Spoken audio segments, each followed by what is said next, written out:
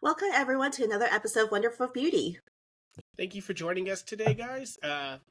Fair warning, we both worked Valentine's Day yesterday, so we're a little tired. So if we seem a little less energetic than usual, that's exactly why. Anne's the only one who even put effort into getting ready today. I just threw on a hoodie and shorts, and I was like, ain't nobody gonna care. I mean, it's still a sweater. It just happens to say 17 on here. Because Carrot Day! Woo! Yes. So yesterday was Carrot Day for us, so happy Carrot Day to all of our fellow carrots. Yes. For us, it was the Hunger Games. That's all we really focused on yesterday. Anyone who works in the food industry always knows it's the Hunger Games.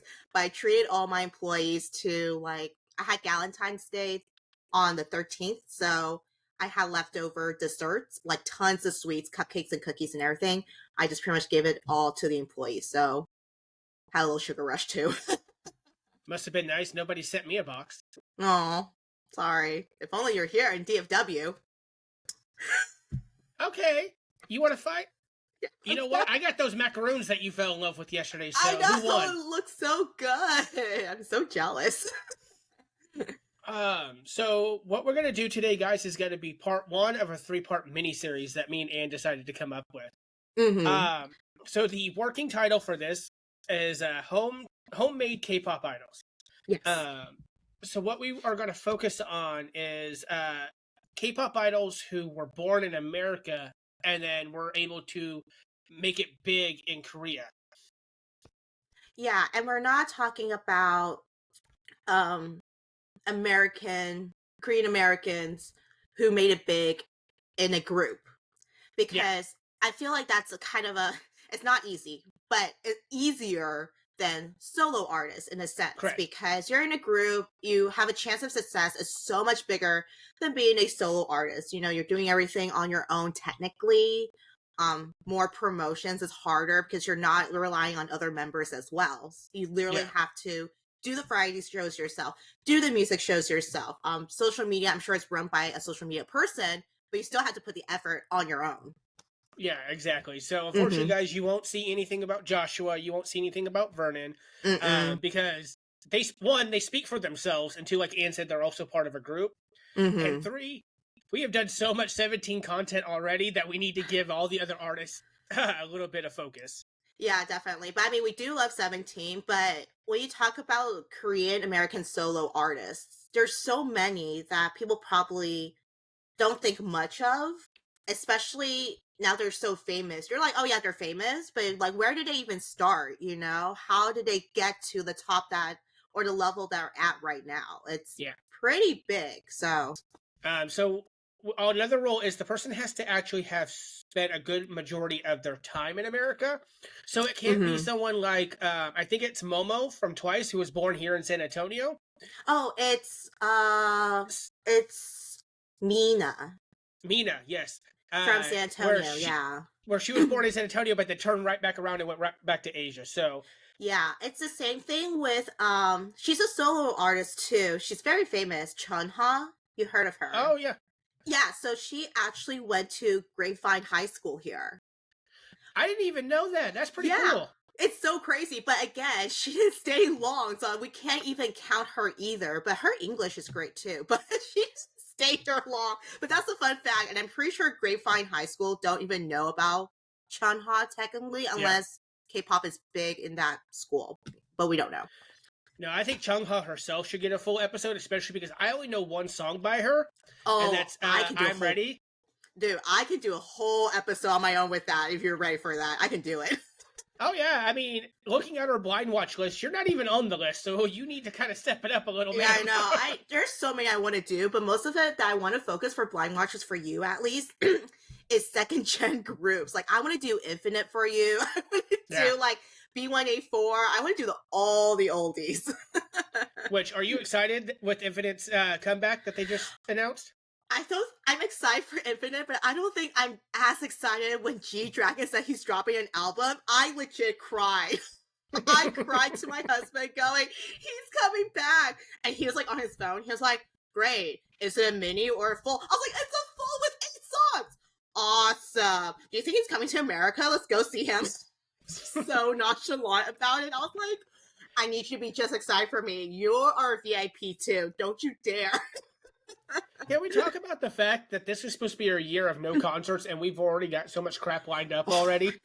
I know. I was like, we should save money. We should be, no. Yeah. J-Hope's like, sucks to suck. I know. So, yeah. And then you're coming down for J-Hope. Yeah. In May, I've got Rolling Quartz. Yeah. And then you'll, of course, if G-Dragon comes, that'll be a thing for you. Gone. Yes. And then you were supposed to see Stray Kids, but unfortunately, family events are taking on, so no, I'm going in your stead. I know, right? Exactly. But hey, I managed to get those day 2 Arlington tickets so much better than day 1 because I think I told you I was like 50,000th in line, yeah. And this time I only got 9,000. It was moving pretty fast though, which was weird, but I got within 10 minutes. Honestly, I think it may have been because lack of promotions, because I found out from you and then saw it on Twitter like the next day. Interesting. I think I got an email directly from the venue, the Globe Life Field.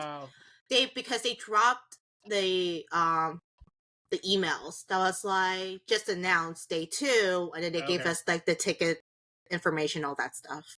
Interesting. I think it's funny that you were like 50,000 for Stray Kids day 1, but you were like 4,000 for J-Hope day 1. Yeah. J-Hope's like, I'm back, baby. Remember your origins. So quick announcement, and then we'll circle back to today's episode. After some discussion, Anne and I have decided that we are going to shut down our Apple podcast and our Spotify podcast. Yes. As we discussed in a couple episodes, everything that we do is in-house, so we're actually recording 350 miles away from each other. Plus, we do our own editing, which is why we're actually a little behind on episodes, because between the holiday work and then Anne was sick for a while. No fun. It's really hard, so we decided to instead just focus on doing YouTube videos, because a lot of what we want to do is visual, because we react to a lot of videos, and even when we do in-depth stuff, we still like to showcase videos and all that, because we're talking about K-pop. It's really hard to discuss things without actually showing visuals, you know?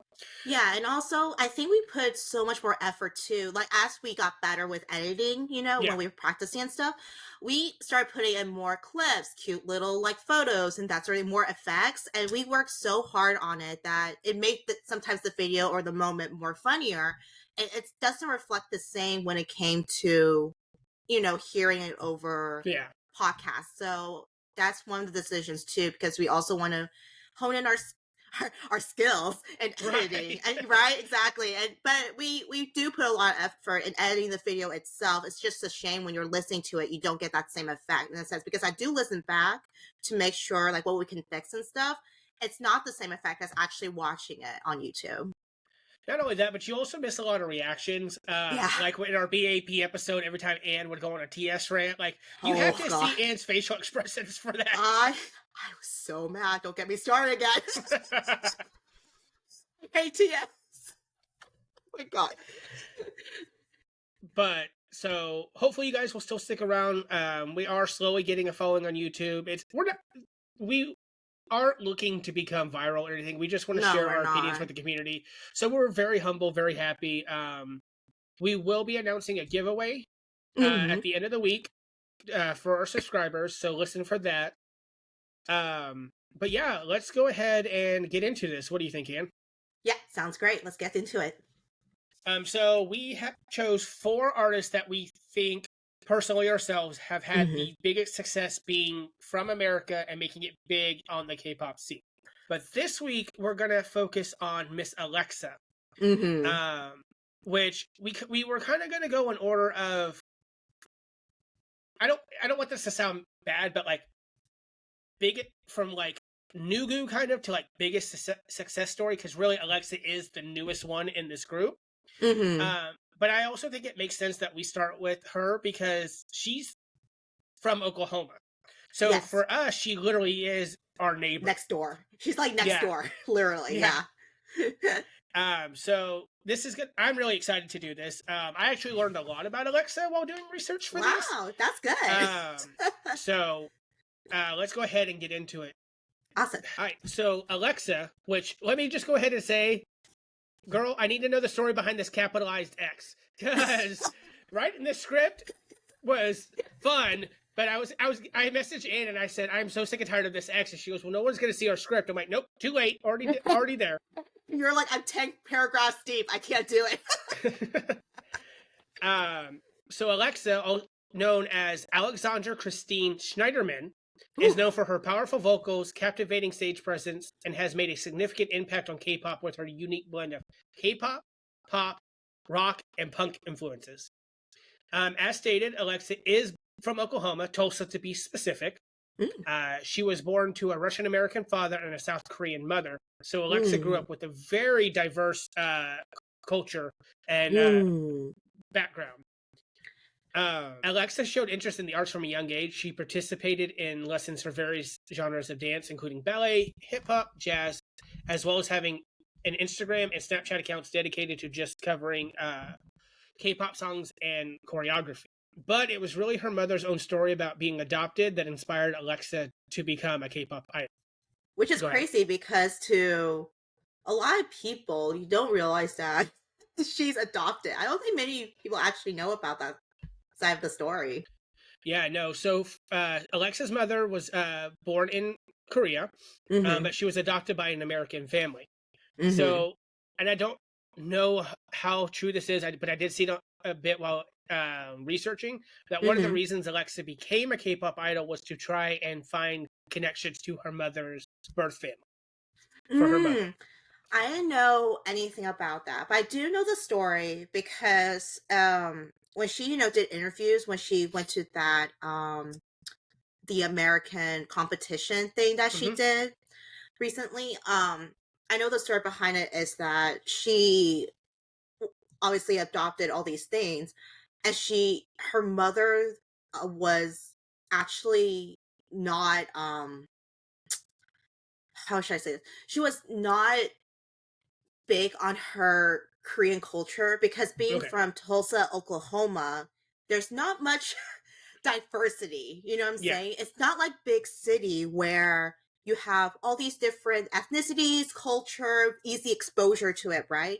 Whereas as a smaller town like Tulsa, it's you only get so much. It's literally fast foods. Maybe you'll have like a fast food American Chinese, maybe some like Kroger sushi type thing, but it can only extend so far. So she's also trying to learn the Korean culture in a way of like, this is a bigger world. It's not just this small town.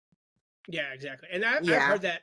So our friend Becca actually lives in right outside of Tulsa, I think, or in Tulsa. Okay. And she says that like for her to be able to go to like any event or anything, it's like a 3-hour drive. She has to go all the way to Oklahoma City to get to anything like that. Yeah, you have to go to a city. These small towns, they don't have much in a sense of like, they have all this land, but not big companies are going to go in and be like, oh yeah, we can build like an H Mart there, because they're not going to see the demographic for it at all, where they can earn the money as well. So yeah. Which fun fact, now that we're speaking about Becca, so Becca's children's great grandmother is actually best friends with AleXa's grandmother. What? Yeah, she told me that a couple of weeks ago, and I'm like, hold on, why are you not using this connection? Yeah, why are you not using this to your advantage? No, just kidding. Don't use it to your advantage. Don't use it to your advantage. But that's wild. That's so cool. Yeah, she was telling me that a couple of weeks ago that Zeke and Levi's great-grandmother is best friends with AleXa's grandmother. Hilarious. That's so cool, though. That's great. Yeah. So a little 6 degrees of separation for us. Yeah, I know, but it's still hilarious. So technically, guys, through the 6 degrees of separation rule, we actually know AleXa, so... We're just a little bit closer. Which is actually funny because I know when she was touring last year, she was literally 100 feet away from you, across the street from you. Yes, because so my restaurant is in Fort Worth, Texas. And then I'm not gonna dox myself. But anyways, across the street there is a theater which is mostly for like live bands. They have held it for like college dance parties, like when there's like Yeah. a Valentine's Day, they did that. Graduation parties. They do church service too on Sundays, on some Sundays or something like that. I don't know, but it kind of died out. So I don't know if they're still holding church there or not. But the biggest thing that's been happening lately is that smaller new K-pop groups have been going there to perform. And let's see, they had like Envy, they had Kingdom, they had some other girl groups. I mean, every time there's a long line out the door at noon, I'm like, that's a K-pop concert if I don't know one. But yeah, AleXa was there, and I'm over there standing, and my server was like, do you want to go over there? It's kind of slow today. And I was like, how can I drag her over here to eat sushi? Yeah, I remember Anne I'll being close like, the restaurant for her. I'll put it in the back room where it's private. I remember Anne being like, if I go over there, do you think the security guards will give her food? Yeah, because we did get close to the security guards because, before their shift starts, they do have a little bit of break. Like they're there in the day to, I'm sure, get the rundown of how it's going to go for the night. And before the concert would start, some of the security guards will come over. They'll either get the tacos, they'll get some like chicken salad or whatever, or they come in for sushi. And, Kevin starts talking to them because he's, friendly with people in general. And then one day he was talking to one of them and he came over. He was like, the security guard will hook us up if Lily wants to go to any of the concerts across the street if he's working. And I was like, how did this happen? I'm here with my butt off, and you're talking to a security guard. Fun fact, guys, there's a very high chance that you or somebody you know actually knows Anne's husband because he's that social. I mean, the people I met at my wedding, I'm not gonna lie, some of them I never met in my life, but they know me and they know Kevin. They're like, oh yeah, we go way back. I'm like, I never met you.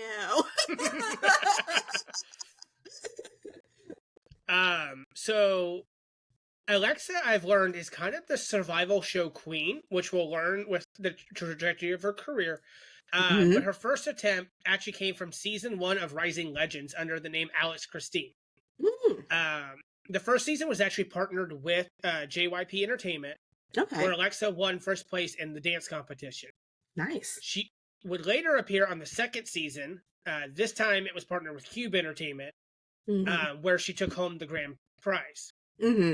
Unfortunately, she was not able to get into the training program for either JYP or Cube. Which I don't think Cube has any soloists. I don't know about JYP currently. Cube currently, I don't think there's any solo artists, but back then they did. What was the year that she competed in Cube? Do you happen to know? Or for Cube? 2017, I think. There should be a few, but not a lot, because by 2017 they were still kind of promoting like Pentagon. I don't even know if 4 Minute was still in or they already left already. They had A Pink. Yeah, but either way, they had CLC. That's what it was, CLC. But yeah, solo artists for Cube, there was a lot when they first started. I know it kind of died out a little bit because I can't name any solo artists under Cube right now. I mean, let's be real, outside of the 4 members of Pentagon that I think are left and G-Idol, I don't think there's anyone left at Cube. Oh yeah, that's right, G-Idol was in it as well. But again, they had so many groups, so much potentials, and in the end they do leave. But G-Idol, you're playing the smart game, you're playing the long game. So we can speculate all day why she didn't make it into either company, but I have a feeling it's probably because neither one of those companies really focus on solo acts. They stick more to like groups. Yeah. Instead, she actually signed with ZB Label, which at the time of her signing, she was the only in-house artist. I did do some research. They seem to focus more on soloists. The only group that they have is a Chinese girl group that they do the Korean promotions for. Oh, interesting. Which is kind of, I'm pretty sure AleXa's probably like, you know what, I probably have a better shot here than over there. Yeah. So, smart move. Just before she debuted, she actually competed on Produce 48, which is actually where we got this temporary group IZone. I never found out how to pronounce that name. She was actually eliminated in the first round, placing in 82nd. Apparently, AleXa has come forward since. I found a couple of YouTube videos. I think it was on actually on Eric Nam's show, Oh, where okay. she was very open about the fact that all the scores were rigged from the beginning. Yeah, you know what? There was a speculation of that for Produce 101 when they had 101, the boy one that had the newest members in there and everything. Yeah, people did figure out it was rigged, so I'm just saying. I mean, we see that a lot in survival shows anyways. Like, now going back and watching, like, Kingdom Legendary War, you could definitely see the riggery with ATs and Stray Kids, because they seem to always have better sets and costumes than all the other groups. But I'm pretty sure it's also money and funding. Oh, 100%. Let's be honest, okay? JYP, he could go all out. If there's a YG group, no, it's the same thing with iKON. When iKON was there, they're under YG. He brought freaking Lisa on, so they're using their money. They're using their money. Yeah, which that's going to be a whole separate episode, because I'm very vocal. I'm not a big fan of survival shows. I'm still mad at Boys Planet. Which let me go on a rant real quickly. I'm still mad about what happened for Huey, but I just found out. But I just found out that new group that just debuted, X-Love, I think is what they're called. That are apparently really popular right now. They are made up of people who did not win Boys Planet 999. Yeah, I did hear about that. I'm trying to think back. I was like, I think so. Yeah. I'm over here like, you guys cut Huey right at the end when he was in the top 5 the entire time, and got 0 base 1, but then turned around and decided to take the quote unquote rejects from Boys Planet and make another group. Like, is it just? I mean, a lot of people did do that though, because after Produce 101, at least with the boy groups, some of them, whichever company they're under, if they've ranked high, like top 20, top 30, and they do see like the votes of them being kind of popular, a lot of groups came out of that. What is the one that, so like right after that, some of the ones that made like top, like he was like 12th or 13th place, he became solo because the company thought, oh, he did super great. But then there's some that went off and did like duos or smaller groups, and they are the rejects, but I think it's up to the company's idea. So it falls out to Cube is what I'm trying to say. Child, one of these days I feel like we're just gonna have a whole Cube episode, but ooh, I don't know. I can go to an episode of that. I want to just think about the fact that because I think Huey was the only one who was actually from an actual K-pop group. That maybe him already being successful was may have what kept him out of it. I just feel I've said this before, and I feel bad again that this guy got out of the military, saw that nobody would take in his group. There was all the drama with Pentagon, which we still don't know anything about. Right. Apparently, a lot of them just reunited for an episode of some YouTube series. I need to watch it. Okay. But then there was the whole thing of Hung Suk enlisted and then got sent back and discharged because of his mental health, and then all the members disappeared. Like Huey went on the show, got rejected for his group, and then his group fell apart. Yeah, I know, it's rough, but I can go on a different tangent about how K-pop idol rappers going onto like rapper-oriented Survivor shows, and they got heat for it too because they're also from K-pop groups. But that's a whole different thing. We can do a separate episode about that. Well, at least you know what? At least Huey's song "Mbop" ended up on like one of the top songs of 2024. I can't remember if it was Time or People Magazine, but at least he got his laurels last year for something. Yeah, definitely. And for the record, guys, he's not even my bias. I'm a Hung Suk bias, but I feel for the guy. And it doesn't even help. And now having going to KCON, I do not like 0 base 1. But it's not because of the fact that they came out of Boys Planet. They're just not my style. Yeah. You know what? Huey deserved better anyway. He shouldn't be in that. Yeah. Anyways, back to AleXa. Poor girl. We've gotten off tangent for her twice now. So after 2 years of training, she actually achieved her dream on October 19th, 2019 with her single Bomb. Her debut ended at number 7 on the Billboard World Digital Song Sales. And on the iTunes K-pop song, it was number 5 for the Korean version and number 36 for the English version. Nice. Shortly after debut, AleXa announced that her fandom name was AI Trooper, fitting her futuristic and AI lore in her music videos. Which we're not going to watch all of the videos today, but there is a story that goes between a lot of her videos. Yeah. Which all center around like the apocalypse and her being like the defender. Mm-hmm. I went real deep into this, guys. Oh yeah.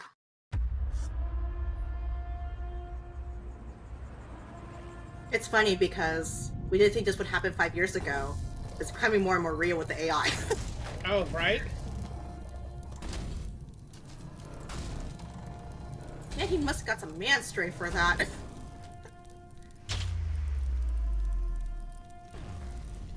It's funny because whoever runs one of her wikis says that she's 4'11" and only weighs 90 pounds. I'm like, no. No. There's no way. I was like, we've seen her. She's not that tiny. Yeah. She's tiny, but not that tiny. Yeah, and my child kind of tiny, but not 90 pounds tiny. Knock, knock, I can't wait anymore. Button a push, I can't tell anymore.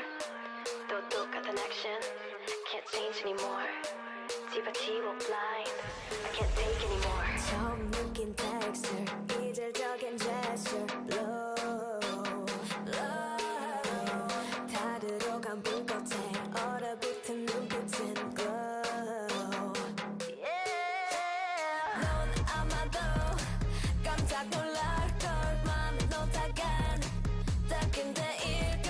Since I'm the one, I am the one. Let's have some fun. LGK 웃어. 뻔한 질문에 뻔한 질문에 대답하기 날 좀 바빠. It's kind of easy to see how she won first place in the dance competition. Oh yeah, no, definitely. I will make you see. We gon' drop it like a bomb. I wonder if she received more training for the dancing, or at least trying to, like, you know, hone her skills type of thing. Oh, I'm sure she did. I mean, she trained for 2 years, so... Yeah.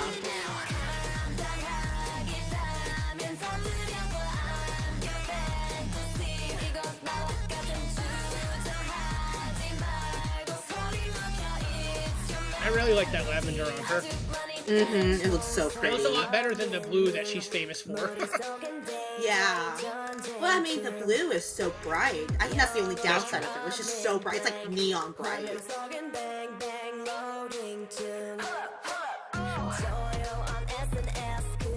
I will say, one thing about ZB and AleXa is that all of her videos are very, very cinematic. Mm-hmm. Which is great, considering, like, you know, I'm sure when you're doing a, like, debuting a new idol, your budget can either be go all out, trying to commit to the fact that they're going to get super famous and make money back, or it's going to be, you know, or budgeted, you know, because they're new. But, You don't want to invest that much yet. Yeah. I mean, think about Monster X's debut, where, yes, it was kind of cinematic, but it took place in only 2 areas, and it was very dark, not very bright. Yeah. Probably to save on lighting and all that. It's the same thing with 17. You know, they probably were in a room or whatever, but in the end, Vernon's the one that edited on his MacBook or whatever, as they said. And I was like, I don't know if that's true or not. Might be, because it's lettuce. True. Mm-hmm. I mean, look at this. They're like, they hire all these dancers, right? All these lights going on, fire, whatever.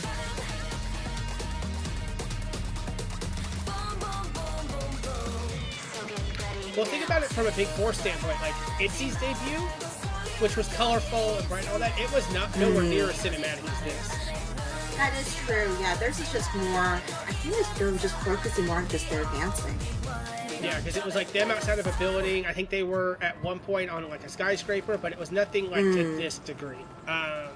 So that was Bomb. So that's actually where I discovered AleXa. She just randomly appeared on a YouTube playlist one time, and I was like, "Who is this? Who is this diva that we got going on here?" But with this song, AleXa's career really took off. So right after, in 2020, she released her mini album "Do or Die" on April 1st.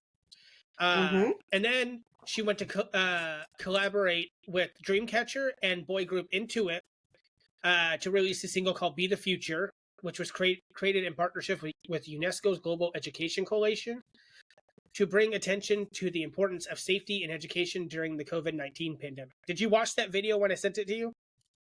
Yes, I actually did. It is so cheesy. I don't. It's everything that you want a K-pop like collaboration to be. It's just cheesy. It's like when we kind of watch the Christmas songs. You know, when you get multiple people together, all they can do is just cheesy. That's what happens in every collab. It was really fun. And it kind of gives me the vibes of, I guess on Air Korea, their safety videos are done by NCT 127. And so that's kind of what it gave me, because it had like the little animations and all that. But but in my personal opinion, I don't know anything about 2NIT. That's the first time I've ever seen them. But I think for a artist who just debuted to be put in a collaboration with a big name like Dreamcatcher, is a pretty big deal.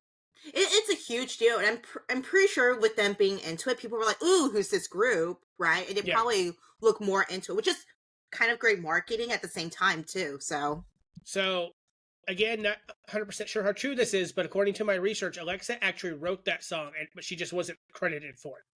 Really? So I actually discovered that AleXa is a self-producing idol, and most of her big songs she actually wrote herself. That's pretty cool, though. That's good.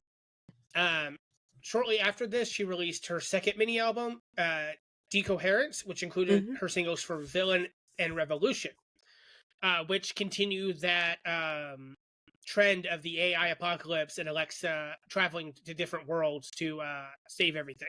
Right. If we had the time, I'd show the entire timeline, but we don't want this to be another 3-hour video. All of it.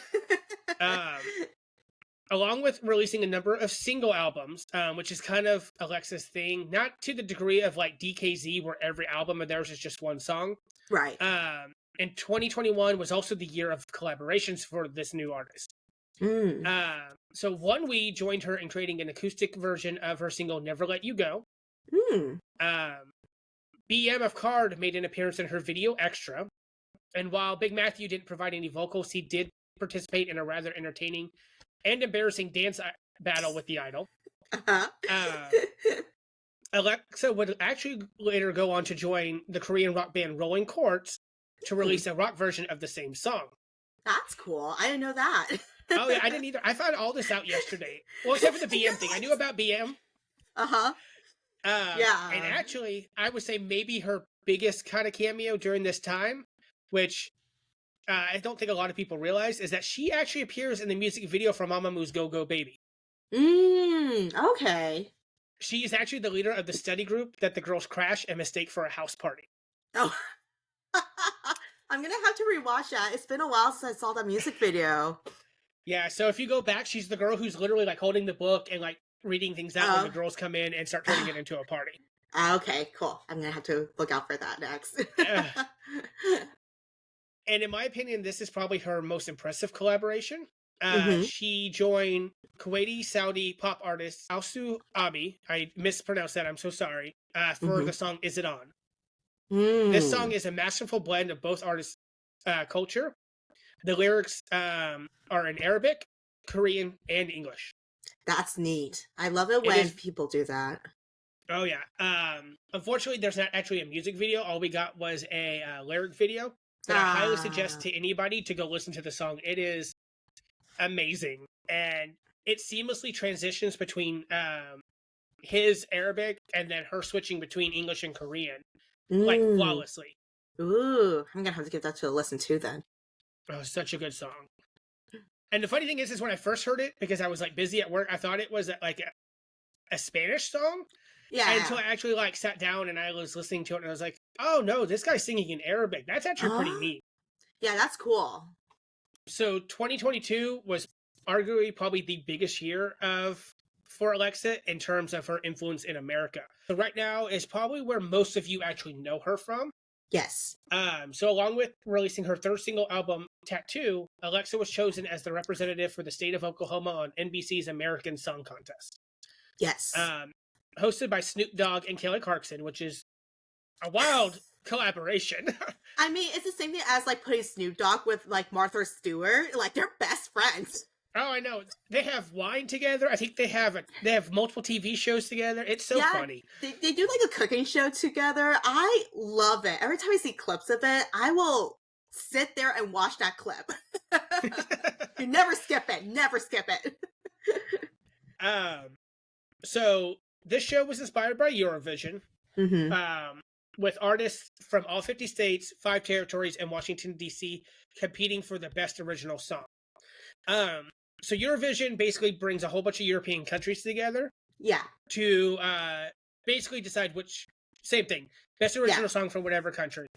Which Eurovision, fun fact, in case you didn't know, is where we got the Swedish group ABBA. Yeah. And is actually where Celine Dion got her start. I didn't know that, actually. Mm-hmm. Good to know. Good to know. So, with an overall score of 710 votes, 56 being the jury, and 654 public votes, so that's the audience members. Yeah. AleXa ultimately took home the grand prize for her state of Oklahoma. So, as far as the jury went, she placed 5th or 6th with the judges. Right. But the public loved her so much that it was a landslide. Which is crazy because this happened in 2022. I want to say this is when K-pop kind of took off.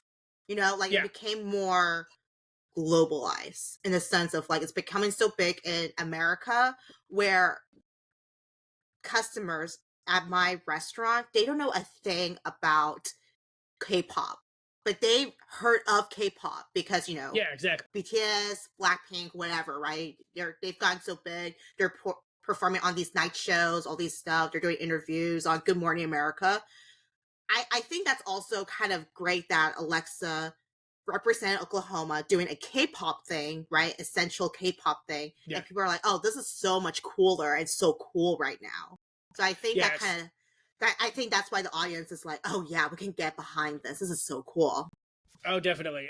So her winning American Song Contest really allowed AleXa to shine a light onto K-pop, like you said, for an audience who have never dipped their toes into the genre. Right, exactly. And I remember, I never actually watched the show. I wanted to because I'm a huge Kelly Clarkson fan, as everyone knows. But I remember during the promotions, because of course they can't show all the contestants. Right. AleXa was always featured in the promotions, and it was always like, Oklahoma is the last place you would expect to get a K-pop artist from. Like, I remember that commercial vividly. Yeah. And it really did bring a new light to that genre, because think about it. Here in America, we like our singing competitions. I remember when American Idol first came out, and when Kelly Clarkson actually won. Yeah, we watched every single episode. Like it's like we have to watch it. You can't DVR it. You gotta watch it live. Yeah, we watched it live. We have like the American X Factor. We have the American the Got Talent show. America's Got Talent. Our version of the Masked Singer. Like. Yeah. We love our competitions, and so we really do. More than likely, the people who were watching it originally were not there to watch this Korean American girl perform.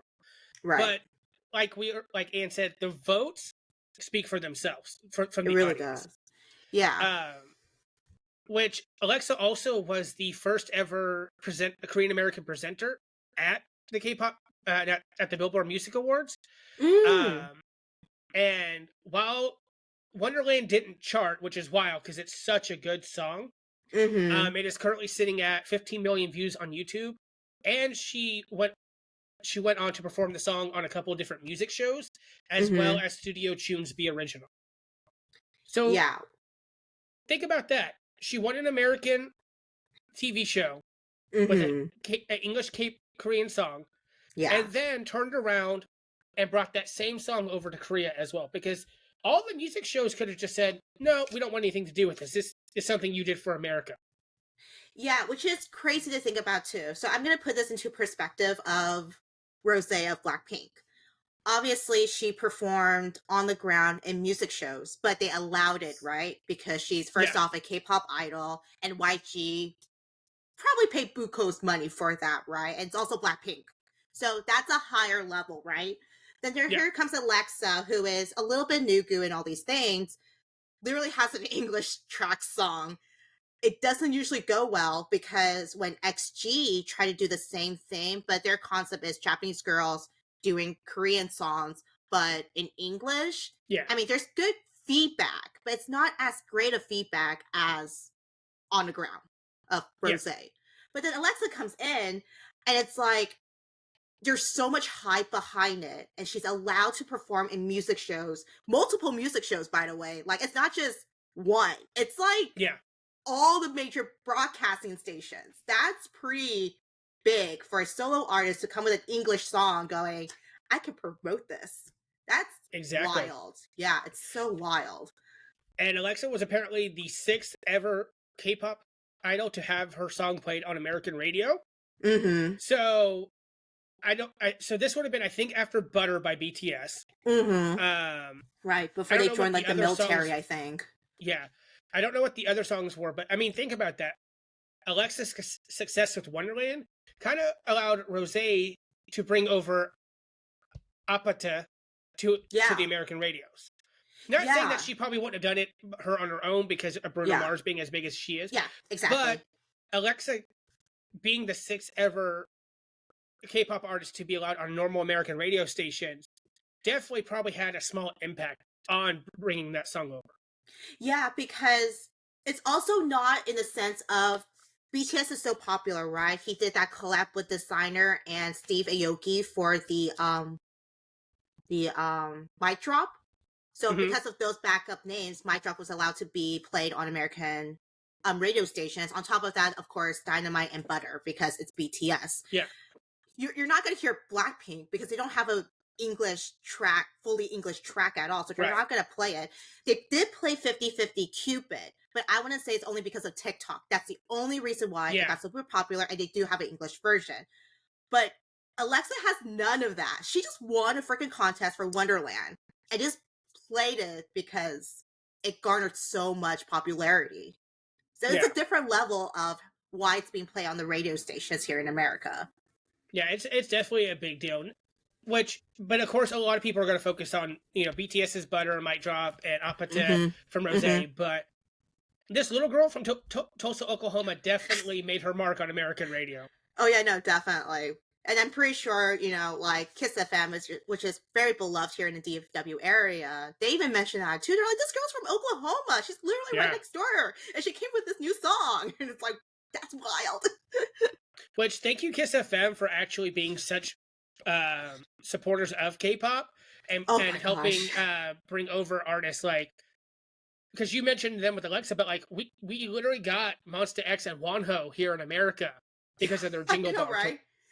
Yeah, and even Cat's Eye, even though their concept is K-pop idols in America, but I mean, just exposing them in general.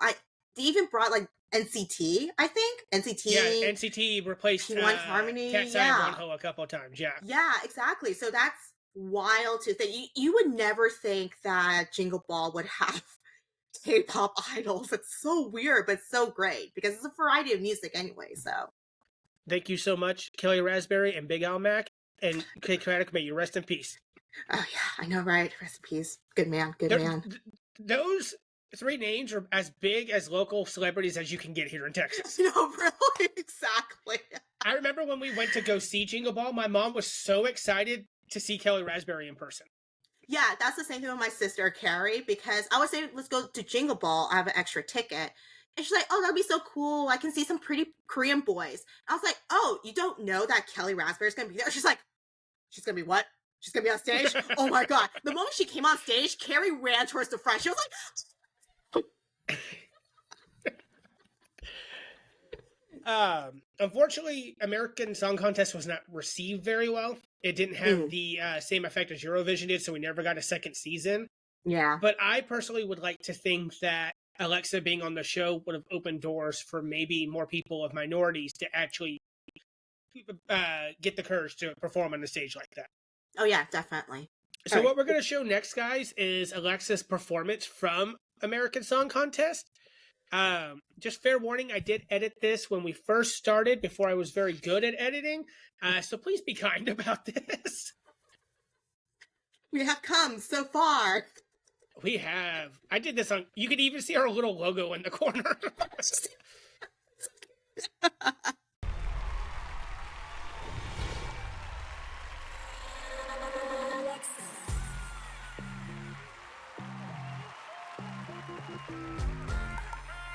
Do we happen to know if CB helped fund this?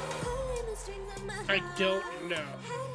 Because that's a lot of money for all that stuff, you know what I'm saying? Because if you compare it to the other stages... I would assume that NBC funded most of it.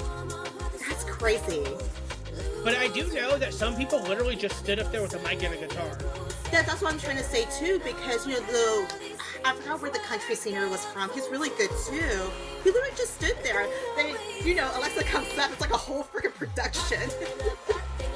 Maybe they did, but NBC probably figured that this is what K-pop fans were expecting from a K-pop stage, so. Probably. Speaking of, there's that blue troll hair. Troll hair. I mean, that is what she was known for, especially with the rise of her popularity during that time. Great camera work, though. Oh, definitely. We've come a long way since American Idol Season 1. Oh my god. Don't talk about that. Hey, I got my girl Kelly from it. That's all that matters. I know, right? Exactly. Look at the light sticks in the crowd. No. I wonder if it's the SCT bots. They are at every concert. Every concert, no fail. I bet you're gonna find it at the J-Hope concert too. Oh, I bet that, and I guarantee there's gonna be at least one candy bomb from Twice. You know, right? Oh, and there's always the hammer bomb for Blackpink too. Always. Always.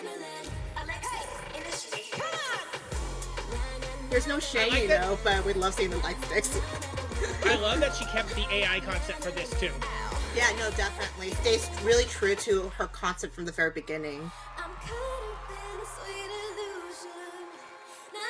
Great editing skills too, honestly. Yeah. They made it so extra.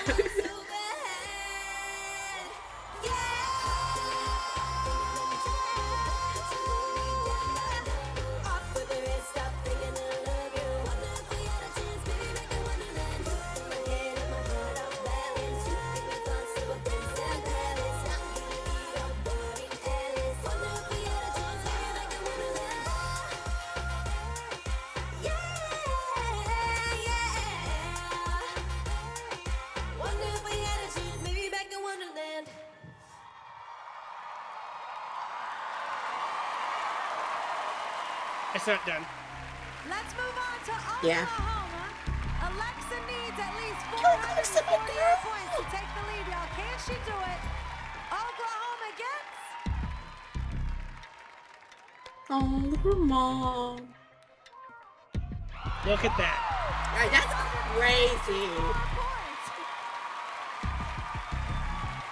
Oh, sweet girl. That's a lot of folks, though, from the crowd. That's wild. Oh, yeah. All right, y'all. And now everything comes down to this moment. Oklahoma is now in the lead with 710 points, and one state is left. I love her reaction because, again, Washington needs she's at already least made it in Korea. 706 points. So Yeah. for her to be this humble on an American show, Washington's Alan I Stone know. win over America and earn I'm enough sure, votes to too, win it she's all. looked up to Kelly We are about Clarkson to as find well, out the because, winner I mean, Oh, yeah. of American from Song Oklahoma. Contest. Everyone knows Here Kelly we go. Clarkson.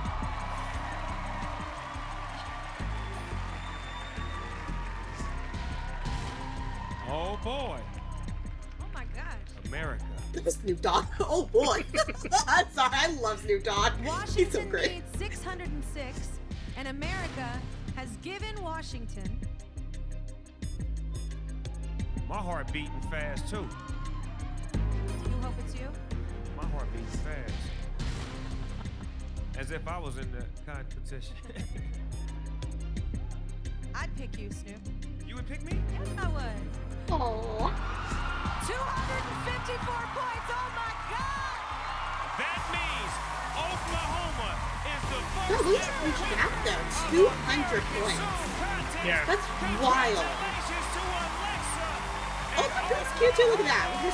Sorry, I just noticed it. AlExa will be appearing on the Billboard Music Awards. Oh, look, she's celebrating. Get her! Come on up here, AlExa. Come get your award. So AlExa's going to be on the Billboard Music Awards this Sunday on NBC. And thanks to iHeartRadio, we will be hearing Wonderland on stations across America. So very cool. What an incredible season. Thank you so much to all the artists that have participated, everyone working behind the scenes. Y'all don't see all these crew members, all these people doing all this stuff on the fly, on live. And We had so much fun. We had so much fun, y'all. American Song Contest. Kelly Clarkson, Snoop D-O-double-G, signing off. AleXa, come get your love, baby. The stage is yours. We are part of this.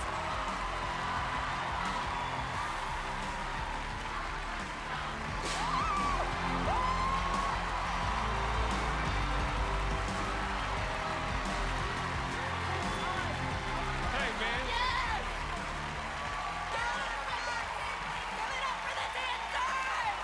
Aww.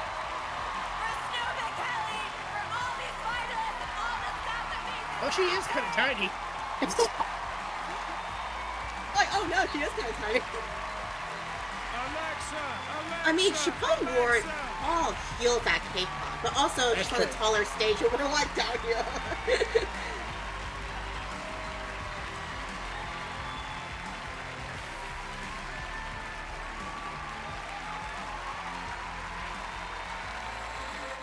I can't imagine how big of a deal that was for her. Again, like you mentioned at the beginning of the video, like to be a Korean girl in such a tiny little town is already jarring. But then Yeah.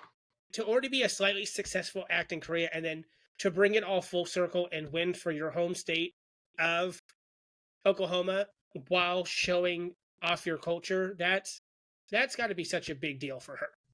Oh, definitely. Because it's hard for, minorities to promote their own.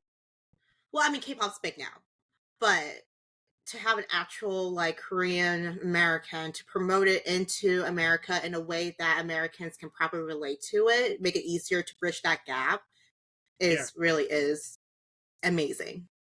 But also, I love how humble she was. Because again, she could have easily gone into that competition and been like, I've already made it big into Korea.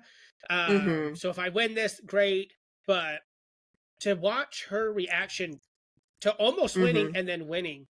Yeah. And then turning around and being like, it's not just me. Like, please give it up for my dancers and all that. And for her to do the humble bow, which I didn't even mention this in the Monster X episode. Like, that's something that Monster X is famous for. Yeah. Instead of just taking selfies with their groups, with their audience at concerts and when they win music shows, they will do the respectful bow because they're like, without you guys, we wouldn't have done this. Yeah. Part of me wishes I'd watched the show, but again, I don't like Korean survival shows. I definitely don't care for American survival shows. No, at least not anymore. It's a lot of commitment too. It's a lot of time commitment. Oh, yeah. I think back when Kelly won American Idol, it was so new that's why it was so big. Yeah, that's true. It was the biggest thing at the time. After Kelly's season, I never watched another season. So I barely even watched the one where what's that guy's name? Chris Allen? I don't think he even won. I think he got second place. I watched that one, but that was a long time ago. That was like 2 seasons after, I think. I don't even know. I don't know. I think season 2 was Ruben Studdard and Clay Aiken. Yeah, that's right. There's Clay. I know season 4 was Carrie Underwood. After that, I don't know. Just kind of stopped, yeah. I don't know how that show's still going, but anyways. Funding. So riding the wave of her victory, AleXa announced an 8-city tour in October, which would later be expanded in November. During this time, we got promotions for AleXa's Girls Gone Vogue, which featured a collaboration from Mamamoo's Mumble, which again, that's a really big name to have on your track. When I guess AleXa still is considered Nugu by sales standards. Yeah, but you just came back from winning an American Song Contest, and your label was like, "Hey, by the way, Mumble of Mamamoo wants to collaborate with you on your next album." I would die. I would just die. Though promotions had to be delayed due to the Itaewon Halloween incident. That's her song, Back in Vogue, is actually a very great song if you've never listened to it. I think you have, because she was on that Reactors video, and they showed her video. Yeah, I know. And then she was like dancing a lot. She's like, I can't be stopped. The girl next to her is like, I love him so too. I think she was partnered with Izzy. And I love Izzy on that one, because she's like, oh, nope, you can't stop me. I know, you can't stop me. I just gotta go. Which I will have to say, because voguing is such a sensitive topic here in America, especially in the LGBT community, that it was... I like that she actually incorporated the dance style into her video, and she had some LGBT dancers. It wasn't to the same caliber as Colors by Solar. Yeah. Which the entire choreography was done by LGBT voguers. Yeah, exactly. Shortly after, AleXa released her digital single, Juliet. This song was very different for the artist, because most of her songs, as you guys have heard, are very synth, very electronic. Instead, she gave a very soulful and slightly sad ballad. She would go on to make various versions of this song, including a disco mix and a Spanish version, which AleXa wrote that song as well. Ooh. This is where things take an interesting turn, because after Juliet, we would not get any more Korean promotions from AleXa. That's right. She would sign with Intertwine to start focusing on her U.S. promotions. But again, things kind of got interesting after that. So 2 years ago, we got her her single "Sick." Yeah. Which was supposed to be a teaser for a U.S. album. Yeah. Today is the day after Valentine's Day 2025, and we have still not gotten that album yet. Yeah, which is crazy because, again, it's like 2 years later, right? And then she did perform at KCON this last year, and still nothing. So it's like... Because usually for KCON, as we have said before, KCON's usually for groups that are promoting their current album, maybe play some oldies or like more well-known songs.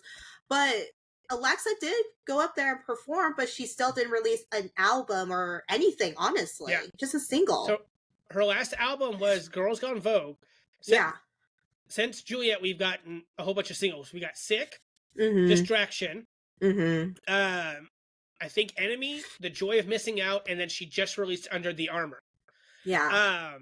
So at KCON, I think, is when she had just released Distraction. Yeah. Because when we saw her, she did Bomb, Wonderland, I think she did Sick, and then she had just released Distraction like the week prior. I think that's what it was, yeah. I think that was the timeline. I believe that was also during the time when she was doing her second tour, because I think Becca had just gone to see her in Oklahoma City. Yeah. But nothing has happened since. So, for those who are not privy to the AI Trooper fandom, there is a lot of animosity going on right now between CB, AleXa, and the fandom. Interesting. We get just speculations, but going off of what AleXa said, and I kind of said this in our first episode of the year, she's not happy with her company, and it seems that she's looking to leave this year. I don't know if that's just ZB or if that's Intertwine. Because all of her English singles are still show up as ZB on YouTube. Okay. But it seems that she may have lost creative control over her songs. I don't know. She's been on TikTok Live almost every week, and she has discussed a couple times that she's looking to make changes this year. And has written a whole bunch of songs, so I don't know. It's a weird place in the fandom right now. Because again, she's released enough singles to release an album, but we have not gotten it. If you put it all together, it's an album. And her American stuff is very different than her Korean stuff. Not That's like true. in a bad way. No. Yeah. You're and trying to fit to the you have to fit to the audience. You have to feed into the audience preferences. Yeah. Like Sick and Distraction have much more of a punk feel to it, yeah. which I think is a testament to how versatile AleXa is, because she can go from synth and electronic to ballad to punk And she's actually done, like we mentioned with her cover of Extra with Rolling Quartz, she even does rock. There's a rock version of her song Bomb that she did with the Korean band Diablo. It's just a lot. You see it in K-pop a lot, where a lot of artists will try other sounds. Yeah. Sometimes they're successful. Like, we've got a lot of Spanish style songs from K-pop artists. Yeah. Like, we've got O Sol de Mio from SF9. The entire Golden Hour Part 1 album from 18's had a very Latin sound to it. Yeah, exactly. I think VIX has a Latin sounding song, so does EXO. Mamamoo and Blackpink both dabbled in very Middle Eastern sounds. Yeah. But I think that AleXa is more versatile than a lot of those, because she's just able to switch on the fly and get into those different genres. Yeah, definitely. So we're going to go ahead and look at her most recent comeback, and I have a lot of things to say about it. Here we go. So, yeah. And I have a feeling you may pick up on some of the things that I'm going to say as well. Okay.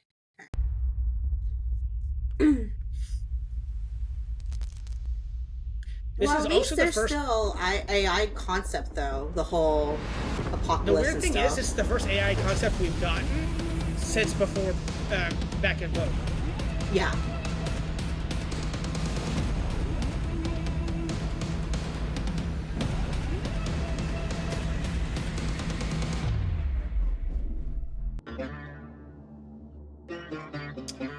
But apparently a lot of her music videos take place in alternate timelines and alternate universes.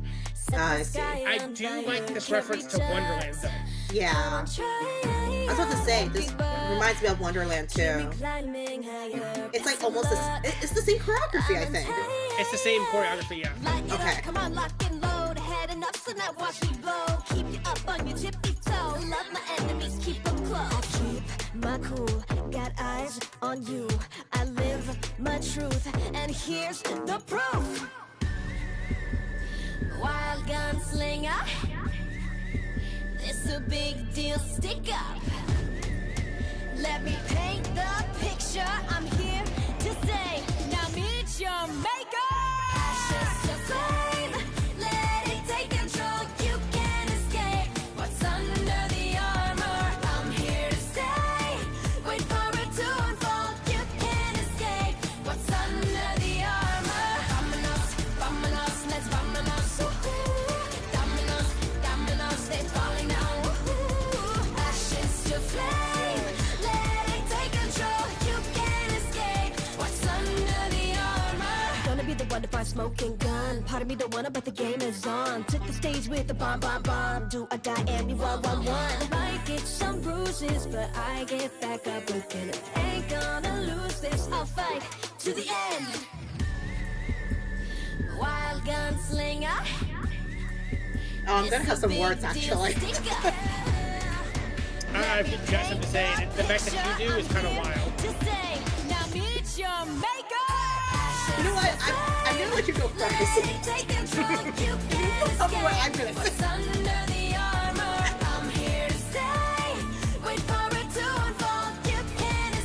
I'm trying to enjoy the song, but it's not working.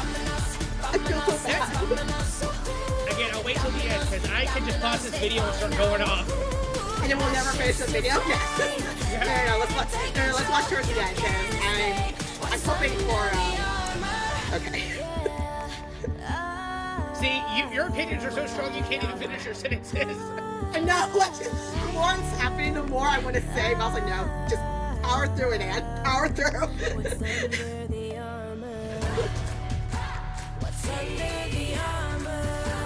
I do like her outfit, though. Oh, yeah.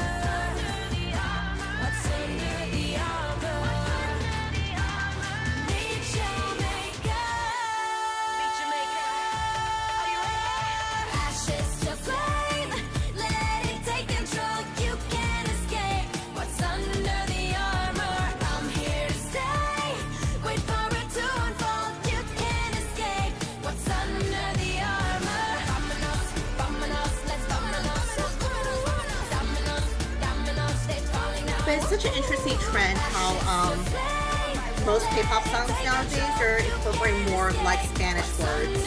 Yeah, I agree. Yeah. Probably Yeah. trying to broaden their audience in America. Because again, think about Blind by ATs. Like that song was such a cumbia. Very much like, Yeah. there was that meme going around of people sneaking it into their Quince's playlist.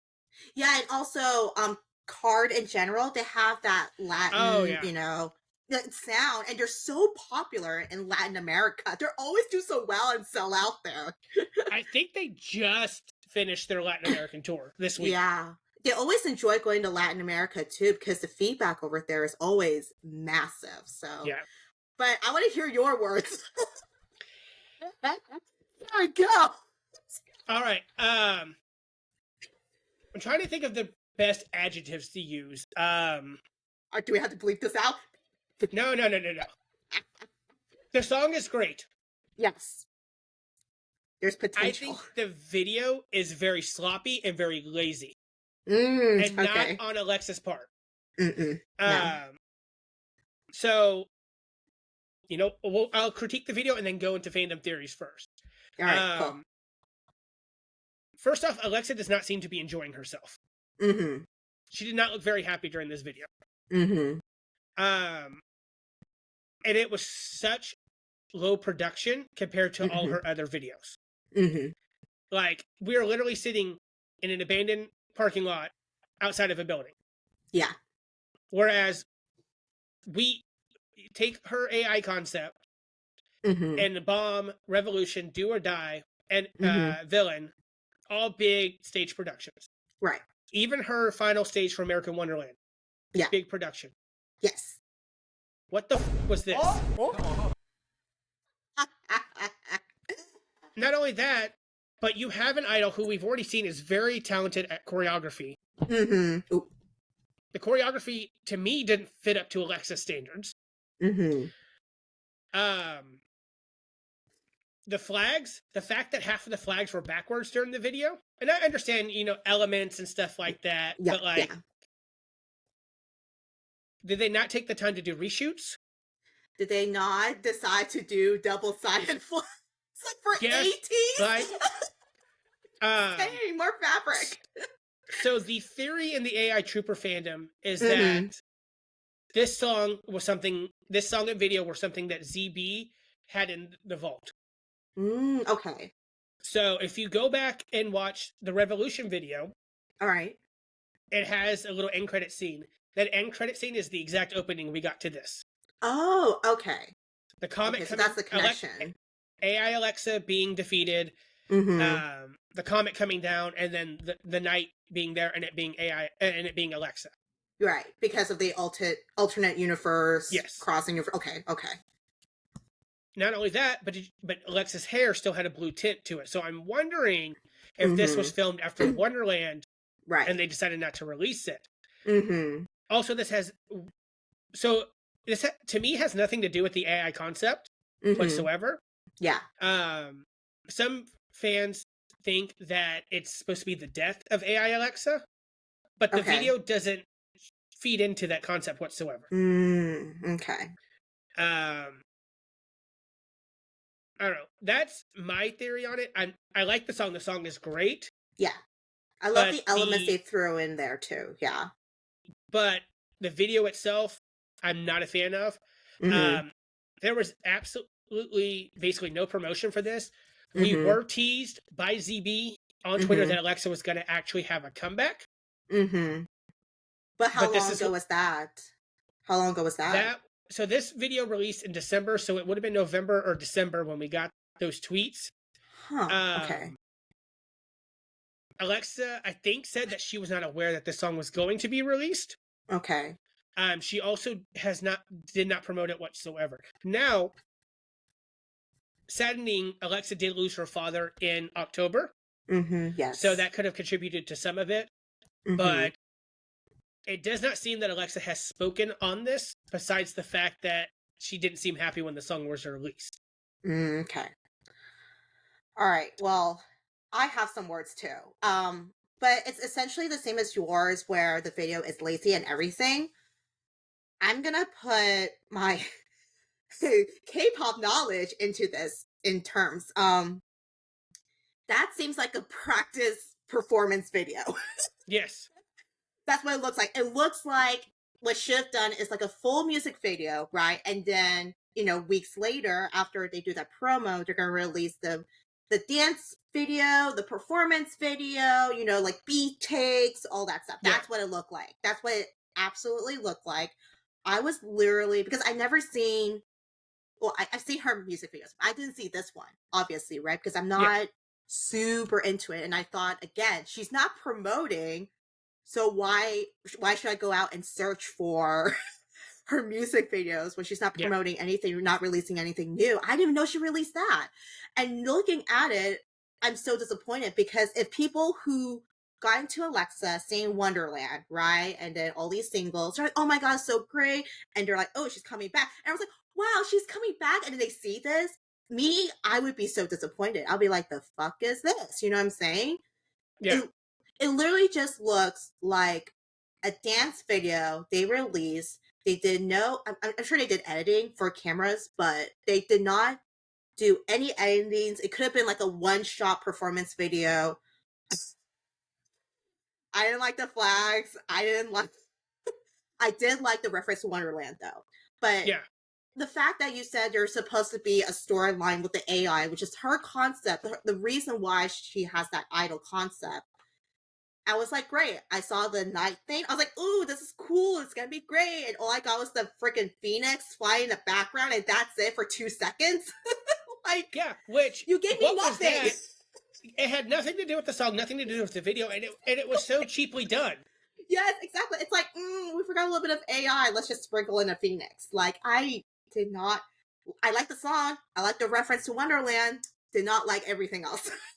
See, and the reference to Wonderland also makes me think that this is a Volt song, because they probably recorded it afterwards. Because why would you bring up? Yeah. Why would you bring up something from 2022? Yeah. And a 2024 song when she's already had a comeback since then.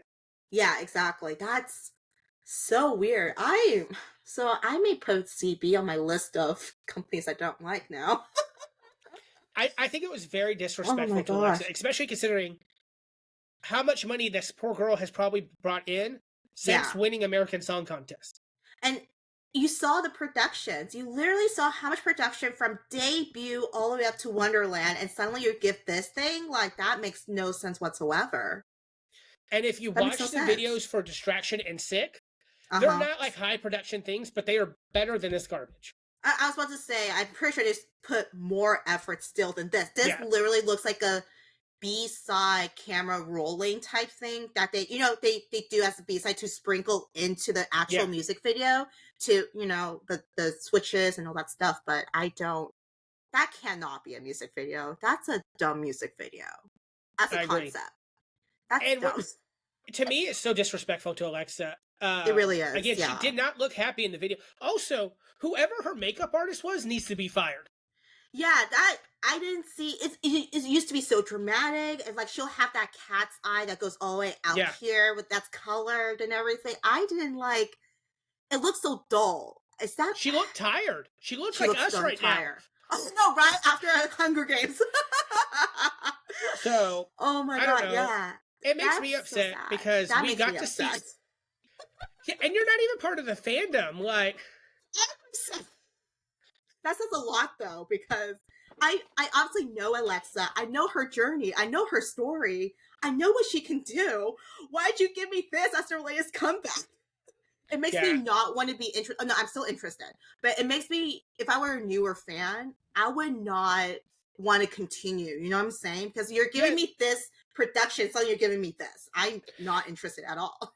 Yeah, think about that. So, like, our AT's journey. Yes. It gets better.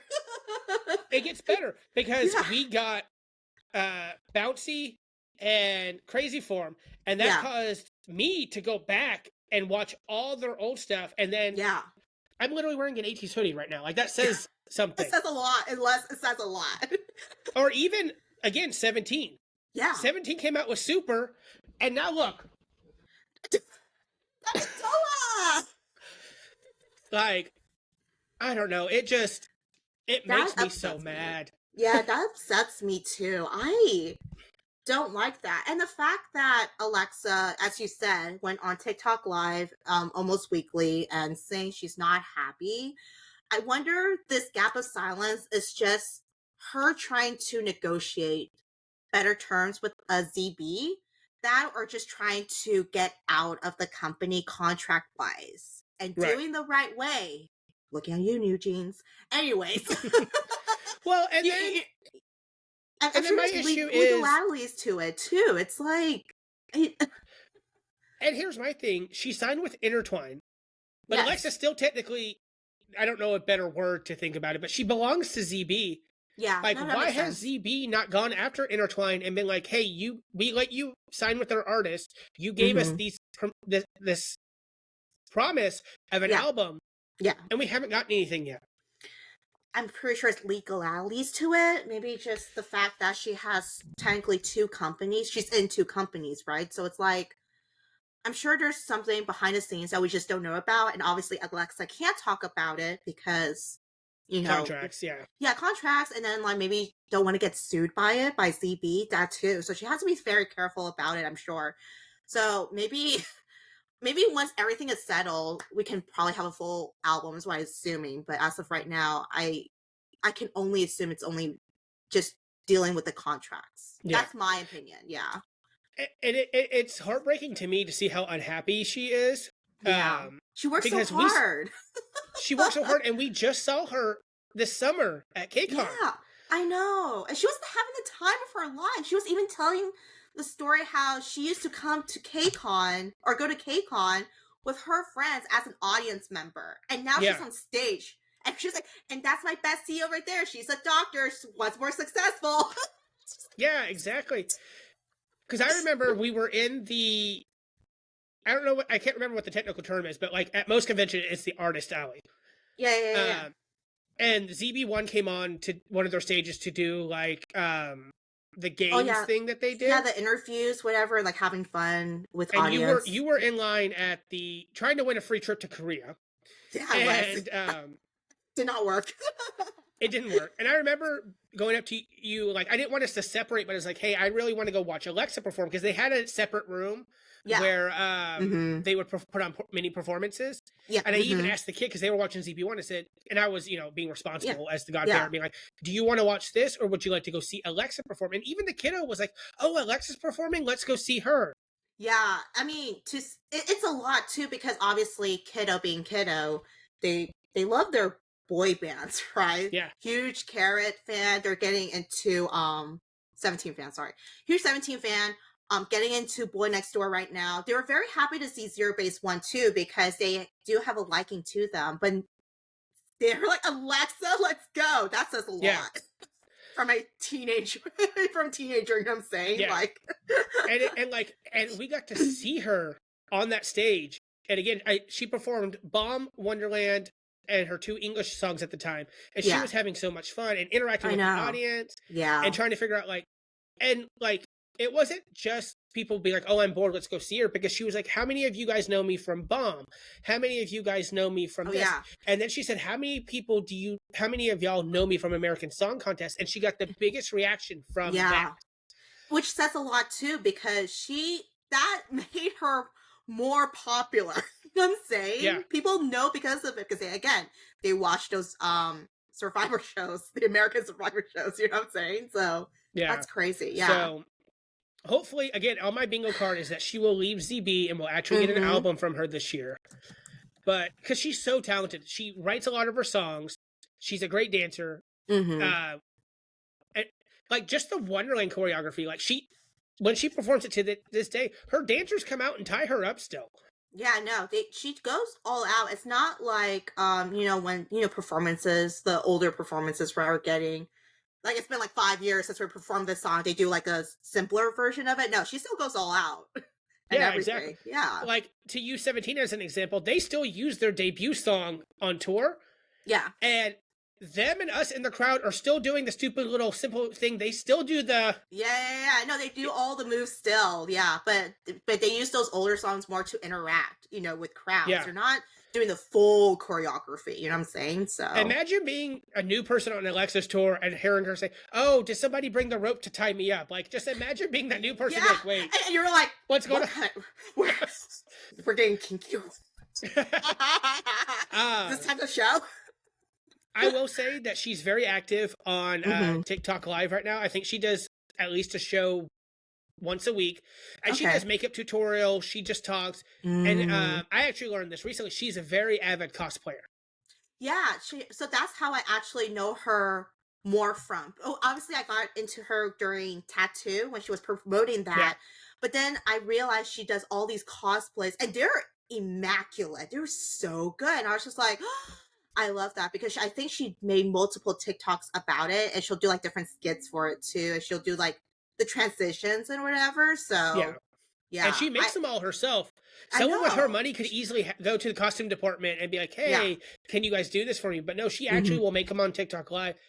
One of her most recent ones, she did Ada Wong from Resident Evil 4. And she did a video where she was Panty and Stocking from the Panty and Stocking series. Nice. That's so cool. So, yeah. One of us. I know. And that was the great thing about seeing her at KCON is she literally said, because she's 28 years old. So she was like, 10 years ago, my mom got me tickets as a graduation gift for me and my friends. And I was there with you. I remember running around trying to buy all the merchandise and then going to the concert. And full circle moment. It's a full circle moment for her. Yeah. So hopefully we want great things for AleXa. Definitely. I'm glad you chose, because I let Anne choose which video we were going to end with. I was going to do Sick or Distraction because I went through a little heartbreak situation right after KCON. And so that was like my Taylor Swift song because it's very like, okay, you know what? Very into the moment. But no, I'm glad I did say the latest comeback latest release, because I wouldn't be as upset, you know what I'm saying? Because then you would go into the rant about it. I'd be like, I don't know what you mean. I'm kind of glad that I chose that route too, because now I'm upset. So now in this episode, we've gone from hashtag Justice for Huey to hashtag Justice for AleXa. We write at dawn. We do. Which, fun fact, apparently AleXa does not like the name AleXa, and she's not too fond of it. Okay, so you don't have to do the capitalized X anymore. Yeah. So I'm interested to see where she goes. For those who don't let this music video deter you guys, like go back and watch a lot of her video. Not only that, she is so freaking funny. Go watch her on Eric Nam's show. Oh my God, I love her in that show. My favorite skit from that is, one of my favorite skits, because I love the one where they do the what goes up but never comes down, and it actually writes your mom. Yeah. But they're doing that weird game where they have to pass around something, and they're like, oh, name a word that starts with O. And she says osteoporosis, and Kehoe goes, what the hell is that? You know, you've been in Korea too long where you don't even know what osteoporosis is. Right. Because I'm pretty sure, you know, Kehoe being in P1 Harmony, they stay mainly in Korea, whereas, you know, AleXa's going back and forth, so she probably just... The fuck is that? Bless his poor Canadian soul. I know, right? Oh my gosh. But, so that was part 1, guys. I know Anne is really excited for part 2. Yes. She's so excited to talk about, mostly, we're going to do a duo. We're going to do Jay Park and Jesse together. Yeah. It's probably going to be Jay Park and Jesse. With the way that Anne's writing the script right now. No, I'm trying to make it as even as possible, but if y'all don't know how Jay Park started way back in 2008, 9, and 10, you're in for a wild ride. Okay, he started that much earlier. I know everyone knows him from Mamamoo and shaking his butt on Water Bomb and taking off his shirt. Okay, everyone knows that, but there's more to it, you guys. That's the only teaser I'll give, and I'm sure TJ will have his own thoughts about it as well. Because once I start talking about it, you're gonna be like, this is crazy, because it's so unheard of and changes the trajectory of how hip hop almost became more mainstream, is the way I put it. Yeah. See, that makes me interested, because right now my biggest concern is that Jesse's going to see our video and see us talk about her pre-debut stuff, and she's going to come cuss us out. Well, I'll put her in a great light, but I do want to talk about Jesse too. But I want to start with Jay Park only because he really did affected how hip hop is being seen in the K-pop world. So yeah, definitely. Well, hopefully, guys, this kind of shine light on a very hometown hero, especially for us being in Texas. Yes. Give AleXa a chance. Don't use Under the Armor as that's a bad way to start, you guys. I would really say literally just start with Bomb and work your way down to Distraction and then cut it off there. Watch her videos.